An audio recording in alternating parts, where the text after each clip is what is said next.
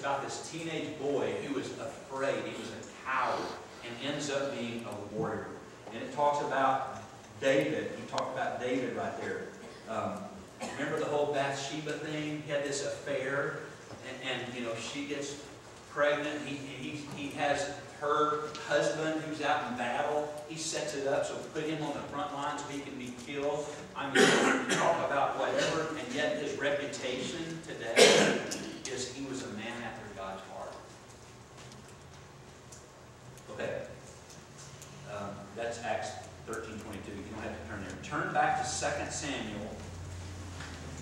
Please write these down. And I got a neat text from one of our young men this week who talked about, he'd been digging around in some of the verses that we talked about last Sunday. He goes, man, this was my favorite.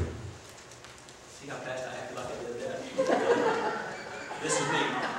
M-A-N. Man.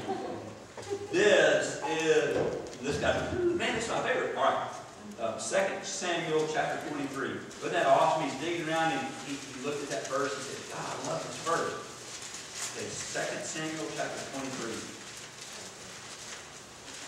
We're going to start in verse 8. Here's some more reputation about some awesome guys. This is one of my favorite little pieces of scripture right here. And this is also found in 1 Chronicles 11. We may look at that too. These are the names of David's mighty men. Okay, here's the reputation. Josheb Bathsheba, a Tahkemonite, was chief of the three. He raised his spear against 800 men whom he killed in one encounter. Where's that kind of guy? Next to him was Eleazar, the son of Dodai, the Ahohite. As one of the three mighty men, he was with David when they taunted the Philistines gathered at Pas-dammim for battle. And then the men of Israel retreated. But he stood his ground and struck down the Philistines until his hand grew tired and froze to the sword. Wow, what a great reputation. The Lord brought about a great victory that day. You think? The troops returned to Eleazar, but only to strip the dead. Now next to him was Shammah, the son of Agi the Hararite. When the Philistines banded together at a place where there was a field full of lentils, Israel's troops fled from them. But this guy, Shammah, stood alone. He took his stand in the middle of the field, and he defended it and struck the Philistines down, and the Lord brought about a great victory. We got to learn to stand like that. To stand even if we stand by ourselves. What a great reputation. During harvest time, 3 of the 30 chief men came down to David at the cave of Adullam, while a band of Philistines was encamped in the valley of Rephaim. At that time, David was in the stronghold, and the Philistine garrison was at Bethlehem. Watch this. This is one of my favorite stories.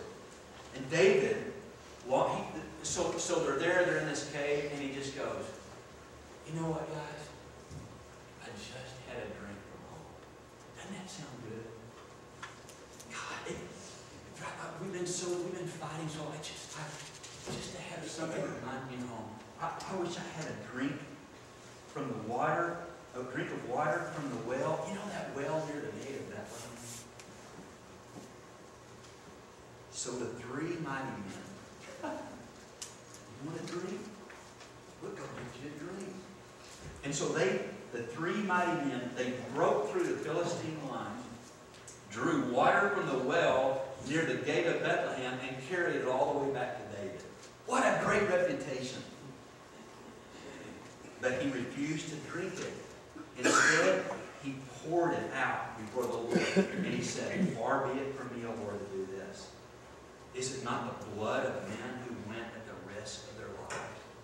And David wouldn't drink it. Wow. Such were the exploits of the three mighty men. Abishai, the brother of Joab, the son of Zeruiah, was chief of the three. He raised his spear against 300 men whom he killed. And he became as famous as the three.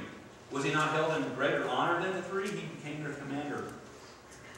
And it goes on and on. Now go to, this is the same kind of story, but there's a couple more men. 1 Chronicles, go to the right. 1 Chronicles chapter 11. You were in 2 Samuel, 1 and 2 Samuel, 1 and 2 Kings, 1 and 2 Chronicles. You go through the Kings and you get to 1 Chronicles chapter 11.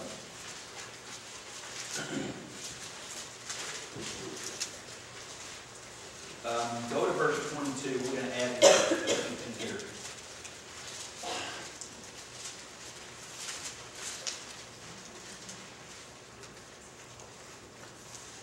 Now let's go on to chapter 12, just for time's sake. Go to chapter 12.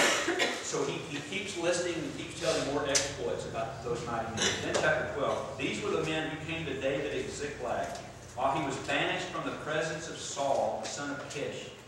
They were among the warriors who helped him in battle.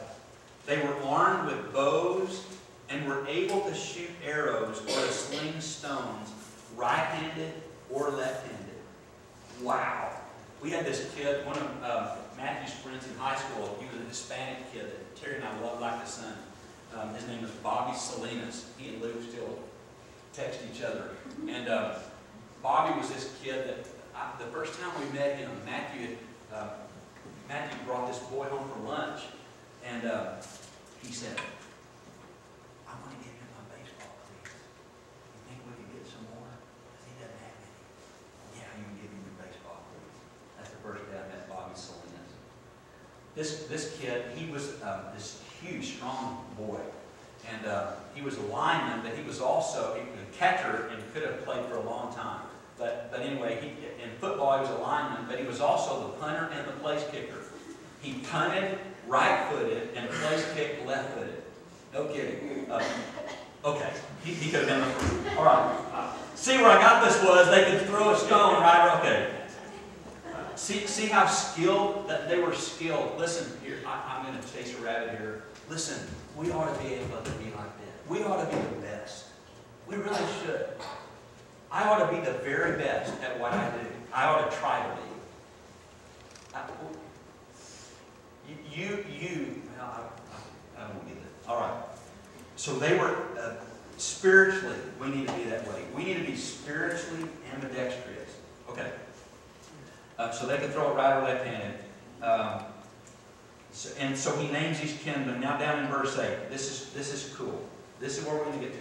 Some Gadites defected to David. Okay, so here's these mighty men, these warriors. And so somebody from another little army in another tribe hears about it. They hear the reputation of these mighty men who were warriors for the kingdom. God, can you believe that? I want to be a part of that.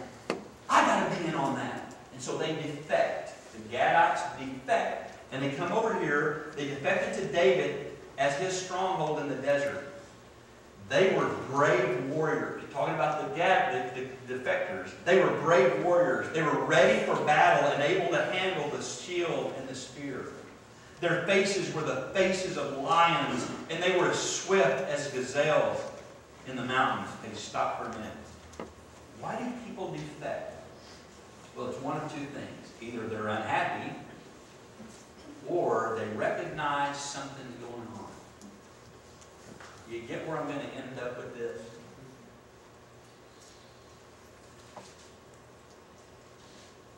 When people, I'm talking to family here for a minute, okay? If I'm visiting, hang on. I'm talking to church family. When something is going on, people are going to hear and they're going to come and want to find out.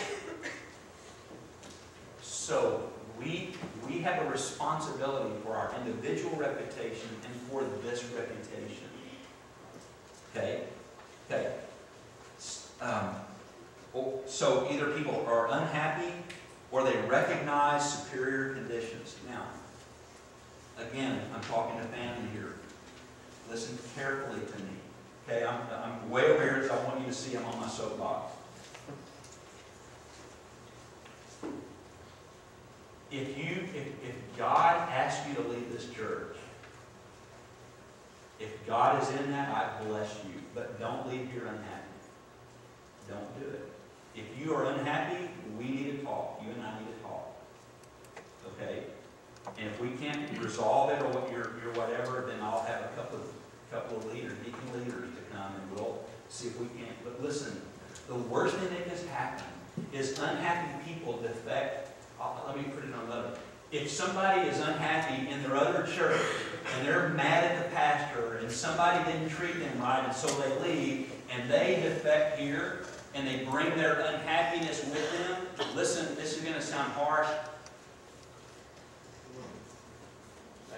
I don't want them. I don't. I don't. Well, let's let that be what it is. I don't. The last thing we need is another unhappy person here. Because we've got some that we need to take it seriously. And we need to have a talk about that. Not on this thing. It just reaches out and gets me. So seriously, I mean that if there's unhappiness, then we need to talk about it. Now, here's what you might hear. This is going to sound cocky. I'm not. Those of you that have known me a long time know I'm not arrogant. But listen, what you may hear is, then get over it. You know, I got a lot of things. If I look at you today, some of you, I could get unhappy. Seriously. You know, I mean, I could find something to be unhappy about. Get over it. Good grief. Life's too short. So, you know, okay, so you wish the carpet was different. Really? You know, I wish Jerry hadn't done that one song. I hate that song. Get over it. Good grief. I mean it. So, sorry. Calm down. I need a nurse. All right. So people defect, either they're unhappy or there's something going on they want to be a part of. Let me be that. You want to? I mean, that's why I can't wait to get here. I want to be in on that. I want stuff to get so awesome, and a bunch of warriors here whose hands are freezing to the sword because of what we're doing. It's like, yeah, yeah. And I can't wait to see people start going, I want in on that. Hey, can I join y'all? I want some of that. Okay. Their faces were faces of lions. They were swift as gazelles in the mountains. Ezer was the chief. He named all these guys.